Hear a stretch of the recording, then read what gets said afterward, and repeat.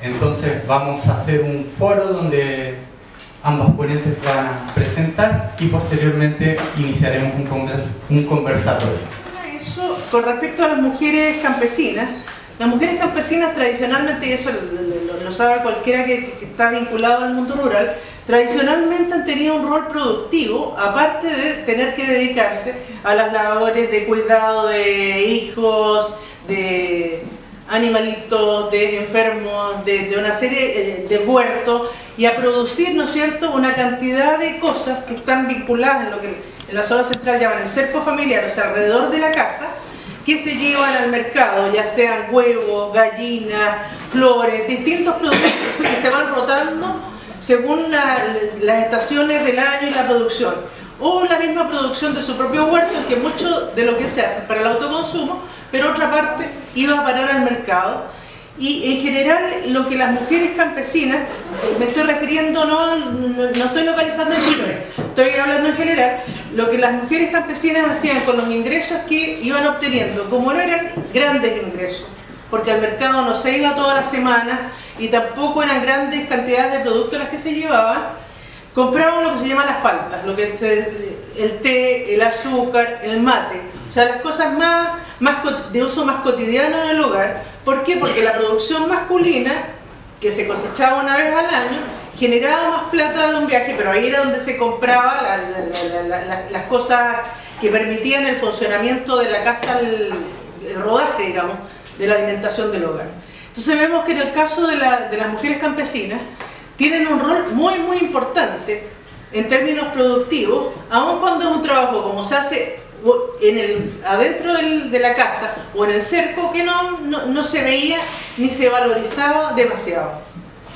¿En qué rato aparece con mucha más visibilidad el que las mujeres hacen trabajo en las áreas rurales? Cuando parte el trabajo temporal, o sea, después de la reforma agraria, viene la contrarreforma agraria cuando se roben las tierras, pero además viene todo un proceso de reconversión productiva en que vamos dedicándonos a la agroexportación. Y más que pensar en apoyar a los pequeños campesinos con créditos, con capacitaciones o con cosas que les permitían sobrevivir, la tendencia es más bien a favorecer el que se exporte. Por lo tanto, eso se hace a través del trabajo en empresas que son más grandes. O sea, por un lado, que están produciendo mayor cantidad se partió con la uva, después se siguió con otros frutales, pero la tendencia fue, ¿no es cierto?, empezar a exportar productos a los cuales se les agrega un trabajo mínimo. O sea, se recoge, es casi recoger, envolver y mandar. En ese envolver, las mujeres, en la necesidad de recolectar, en el caso de la uva, las mujeres, por ejemplo, empiezan a tener la posibilidad de lograr trabajos que son remunerados en pésimas condiciones. Estamos hablando además en época de dictadura, donde legislación laboral, con malas condiciones de trabajo. O sea, cuando uno piensa en los años 80, cuando se inicia esto, te encuentras con que no existían baños, por ejemplo, con que fumigaban con las mujeres que estaban trabajando en los predios, para poder, como las uvas estaban a la altura, te subes arriba un pisito, estaban arriba del pisito, pasaba el avión fumigando y las mujeres iban cayendo como moscas, disculpen la expresión, pero caían al piso porque se estaban intoxicando. Por otro lado, hubo una serie de denuncias que siempre fueron tapadas, porque por supuesto que el modelo hay que decir que funciona bien, pero que no se dicen las cosas. Se tapó el que en determinadas zonas, específicamente zona central, había una cantidad de chicos que empezaron, de niños que empezaron a nacer con problemas de malformaciones, que estaba vinculado justamente a este uso de plaguicidas y de pesticidas. Ahí como que está la cantidad de mujeres que se van involucrando en el trabajo, tanto en los predios como en los paquetes, en las plantas empacadoras, que se hace visible que las mujeres rurales sí trabajan. Pese a que ya, insisto, en el caso de las campesinas han trabajado siempre, porque si no, sabemos que el hogar campesino no se sostiene con o solo una mujer o solo un hombre. Aun cuando en el caso de Chile, con la migración masculina, entiendo que hay particularidades que muestran que las mujeres se hacían cargo de todo también en la ausencia de hombres. Entonces, a partir del tema de la agroexportación se empieza a visibilizar y se empieza a reclutar además una cantidad impresionante de mujeres, muchísimas. ¿Y qué es lo que ocurre? Como se hace en un contexto en que todavía había dictadura, ¿no es cierto?, en que los trabajadores no tenían ninguna posibilidad de organizarse, porque habían borrado a los partidos políticos, a los sindicatos, a todo antes, lo que empieza a ocurrir es que se reclutan estas mujeres en las situaciones de precariedad más grandes. Es decir, sin posibilidad alguna de protestar, porque la que alegaba, bueno, se había visto que estaban necesitando el trabajo, por lo tanto, vamos aguantando las pésimas condiciones de trabajo. Por otro lado, se instala una cosa que después acá también opera en la industria salmonera, que es que el sueldo, no hay un sueldo base decente, sino que se paga un poquito de sueldo fijo, pero todo lo demás va por bono. Entonces, ¿qué es lo que ocurre? Empiezan a hacer competir a las mujeres entre ellas mismas. ¿Cuál es la que llena más cajas? ¿Cuál es la que llena más gamelas? ¿Cuál es la que empaca más rápido? Porque esa es la que va a sacar un sueldo mayor. Además, o de una u otra manera, incide en que se autoexploten, porque ¿qué es lo que pasa?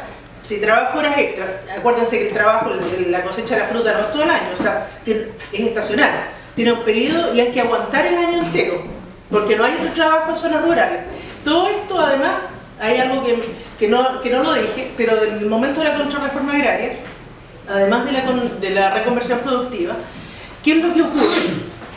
Parceleros y gente que estaba vinculada a asentamientos, a aceras, a coras,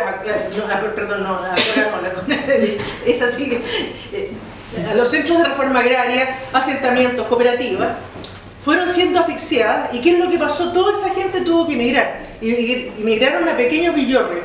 Entonces ya no estaban en el campo, porque en el campo, por último, uno, si tiene hambre, tira la gallinita, saca un huevo de por aquí, una papita de por allá, pero acá fue irse a vivir a la población, a pequeños poblados rurales, ¿no es cierto?, que se fueron armando de a poco, y de ahí es donde se recluta la mayor cantidad de temporeros, en la primera etapa, porque hoy día hay estudiantes que viajan desde Santiago porque con eso se financia la educación, se compran los cuadernos, etc. Entonces nos encontramos con que las mujeres se incluyen en el trabajo, en el empleo, en las empresas agroexportadoras, en los packing, en el momento de las peores condiciones laborales, sin posibilidades de organizarse ni de demandar nada, y además con una forma de trabajo que impide las solidaridades, porque como compito con la del lado, entonces le tengo que ganar. ¿Y qué es lo que ocurre? Empiezan a armarse determinados equipos de trabajo o grupos, porque además todo esto está atravesado por los subcontratistas que van y enganchan gente, que por supuesto que el subcontratista también se queda con una parte de la plata. Entonces, como para poder prolongar los tiempos, como es estacionar la cosecha y el trabajo, para poder prolongar los tiempos de trabajo, algunas de las mujeres, sobre todo las jefas de hogar, tienen que empezar a buscar en otras regiones. Entonces se parten, hoy día la cosa va de norte a sur, pero antes partían en el centro y después de a poco se empiezan a ir a Copiapó, se empiezan a ir a otros lados. Con lo cual además ahí se empieza a generar una situación muy compleja con la gente local, porque venían estas mujeres desde San Felipe, desde la zona central, ¿no es cierto?, que ya habían trabajado 1, 2, 3, 4 años en los packing, y por supuesto que las mujeres locales competían en desventaja, porque estaban recién incluyéndose en el trabajo, no tenían la lógica ni el entrenamiento que las otras ya traían, lo cual generaba problemas con las mujeres locales. Eso además que empiezan a tener el clásico estigma, pensemos que igual estamos hablando de zonas rurales, ¿no es cierto?, el clásico estigma de la mujer que trabaja, mujeres que llegaban mujeres jóvenes que llegaban solas a otro espacio rural, donde por supuesto roba hombre, o sea, era lo menos grosero que se les decía. O sea, aparecían como mujeres fáciles, que se emborrachan. Se va creando todo un estigma respecto a la mujer que viene de afuera. Lo que de nuevo evita que se instaure solidaridad y que se pueda hacer algún tipo de organización y demandas conjuntas entre las mujeres de un lugar y del otro. Y eso mismo, bueno, con variantes específicas, empieza a ocurrir después, por ejemplo, en la industria salmonera, con una diferencia. que mientras el trabajo de temporada en la agroexportación demanda muchas mujeres, en el caso de las salmoneras hay trabajo mixto. Igual se trabaja en sistema de turno, las formas de salario son más o menos las mismas y los problemas que se provocan a nivel familiar son relativamente similares. Porque una mujer que está trabajando una cantidad alta de horas o que le van rotando los turnos, ¿no es cierto?, se le empieza a desorganizar la familia. O sea, empieza a tener problemas de quién se hace cargo de los niños. En el rato en que no han llegado todavía al colegio, quién se encarga del desayuno, quién se encarga de las labores domésticas.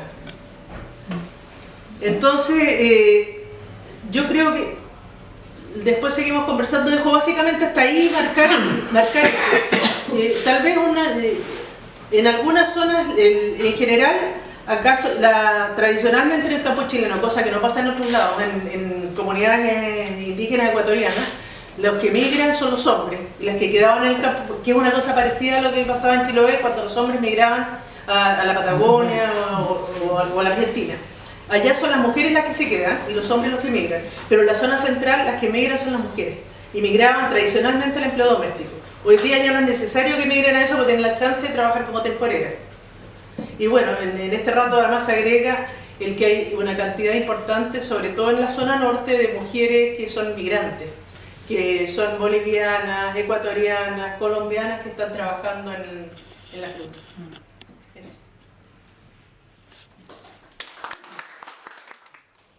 Bueno, como dijo este chico, yo he estado desarrollando algunas investigaciones en torno a lo que es las mujeres, porque claro, los estudios de género pareciera que tienen que ver solo con las mujeres, lo que no es así. Pero yo he estado particularmente trabajando en torno a la problemática de las mujeres, un poco la historia, ¿verdad?, de la trayectoria que han tenido las mujeres desde antes de la entrada de la industria salmonera, que provocó un quiebre muy importante en Chiloé, y un poco hasta hoy, ¿verdad?, con las mujeres más activas. En ese sentido, partí con mujeres mayores, ¿verdad?, de la provincia de Chiloé, y fui a buscarlas allí al mundo rural, donde están las que menos voz tienen, ¿verdad? Ese es un legado del profesor Gabriel Salazar que me hizo amar el tema de la oralidad, ¿verdad?, que me parece muy interesante, porque es una forma de mirar la historia desde los sin voz, desde aquellos más desplazados, más dominados, los que menos muestran la historia tradicional, ¿verdad?, que en realidad la historia que nos enseñan en el colegio es la historia de los próceres. Pero aquí he querido hacer historia con aquellas mujeres más invisibilizadas.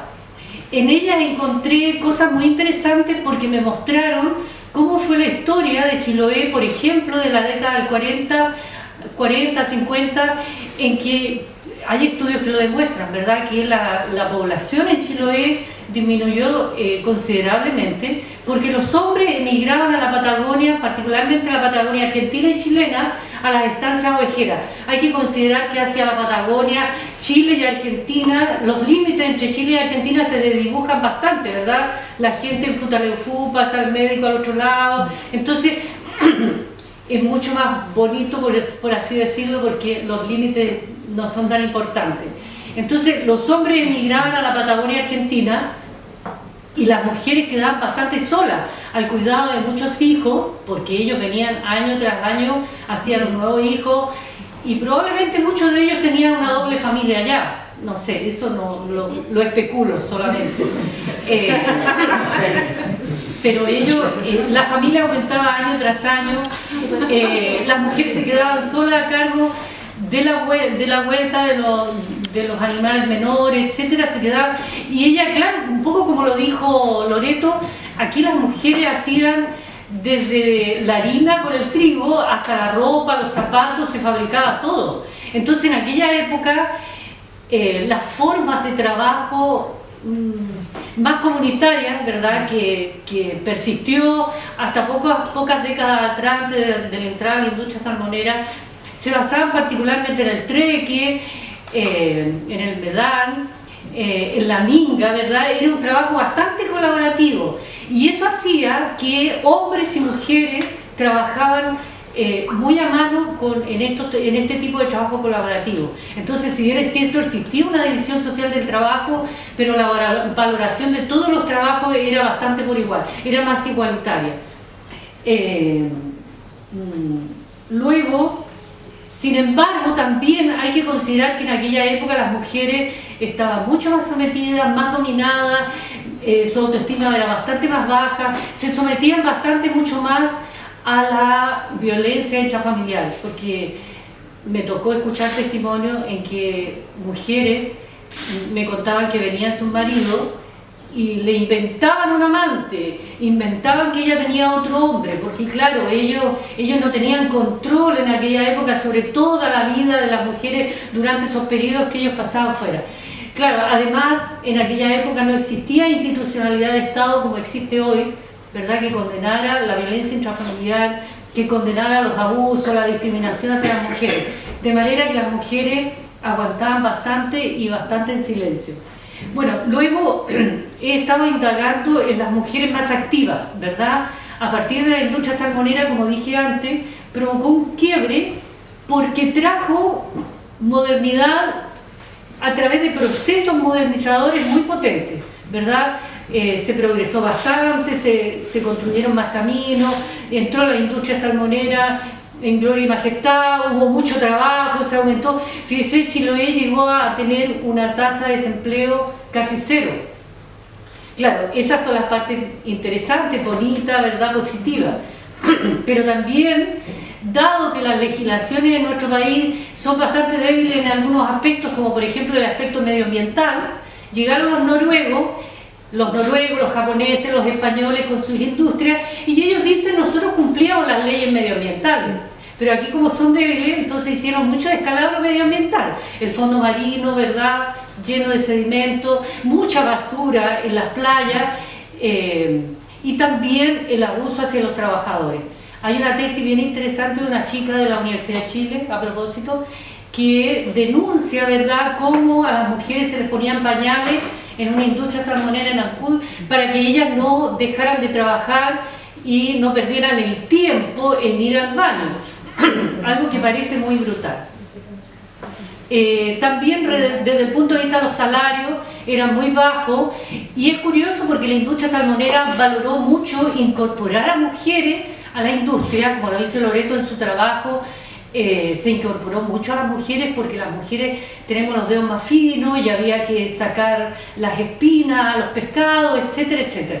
Entonces se incorporó mucho a las mujeres. En aquella época también, cuando recién entró la industria salmonera en la década de los 80-90, que se masificó en la provincia, ocurrieron también muchos cambios en las familias, ¿verdad?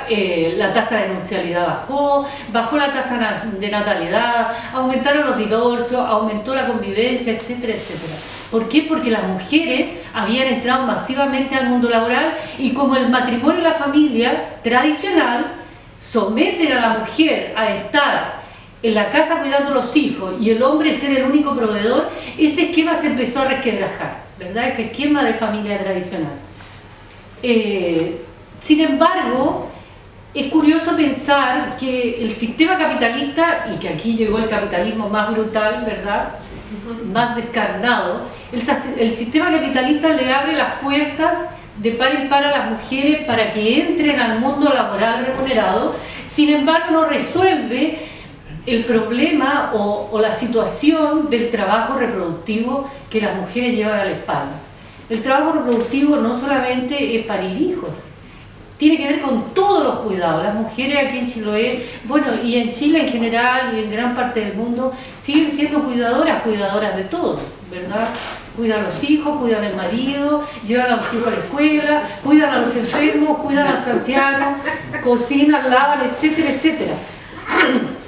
Aquí en Chiloé todavía sigue existiendo bastante abuso hacia los niños. Lo veíamos en la charla de la Universidad de Chile el martes. Me ha tocado ir a muchas islas, no solo por las investigaciones, sino que por mi trabajo de formación y capacitación en la Fundación Prodemo, donde hemos visto bastantes casos de niños postrados, niños con hidrocefalia, niños, niñas, que son cuidados por estas mujeres. Entonces es un trabajo bastante arduo el que todavía las mujeres llevan a las espaldas. De manera que las mujeres ganaron porque ahora tienen más ingresos, pero continúan con la mochila del trabajo reproductivo a la espalda. Y en este sentido, el trabajo de capacitación, de formación, de empoderamiento que hemos estado haciendo con las mujeres ha ido dando algunos frutos, más cualitativamente que cuantitativamente, porque en el Estado, desde donde se debaten los presupuestos, les interesa saber cuánto es la cantidad de mujeres que capacitamos, más que el efecto que tenga estas capacitaciones en la vida de las mujeres. También es interesante decir cómo Chiloé, hoy en día la industria salmonera, si bien es cierto, todavía existe y es bastante potente, está yendo un poco a la baja porque se están trasladando más bien a la zona de Aysén. En ese sentido, las mujeres, particularmente las mujeres con las que trabajamos, han ido tomando la alternativa de trabajo más bien independiente. En ese sentido es que se han formado mujeres muy potentes en el ámbito de la artesanía, de la horticultura, del trabajo en madera, etcétera, del reciclaje incluso. Eso les ha ido mostrando a ellas mismas de lo muy capaces que son, de que primero son seres humanos, de que primero son mujeres y sujetas de derechos, hoy, porque el tema de los derechos es un tema muy importante que en Chile se ha empezado a relevar tanto como el tema género. Entonces también tratamos de que ellas se sientan que tienen derechos sexuales y reproductivos, que tienen derecho a decir si quieren o no quieren tener hijos, si quieren o no quieren casarse, si quieren o no quieren y cuántos hijos quieren tener. Es importante señalizar este trabajo independiente porque aquí se da un doble juego, ¿verdad? Por una parte, el trabajo independiente les permite generar ingresos, tener mayor realización, sentirse activas, sentirse útiles, sentirse que son capaces, pero también, por otro lado, siguen ligadas al ámbito familiar, cuidando a los hijos, etcétera, pero también son mujeres que no cotizan, que no van a tener jubilación, que no tienen seguro médico, etcétera, etcétera. Hay que considerar que también el ámbito laboral dependiente en general, particularmente en la industria salmonera, es bien androcentrista, porque fíjense, a los hombres los embarcan 15, 20 días, y yo he conversado con muchos hombres de esos que se embarcan y me dicen, yo quiero estar más con mis hijos, quiero vivenciarlo, porque los hijos crecen tan rápido, ¿verdad? Sin embargo, ellos se pierden 15, 20 días y no pueden estar al lado de los hijos, y quien se queda nuevamente al lado de los hijos son las mujeres. En ese sentido también, dado que ha aumentado el divorcio, la convivencia, etcétera, en Chiloé ha aumentado también la figura de mujer jefa de hogar sola con los hijos. Muchas de ellas han tenido que entrar al ámbito laboral para poder sustentar a sus hijos. Bueno, eso es un poco lo que quería señalar, cómo el trabajo se ha ido imbricando con otras áreas y cómo ha sido tan fundamental para las mujeres de Chiloé. Bueno.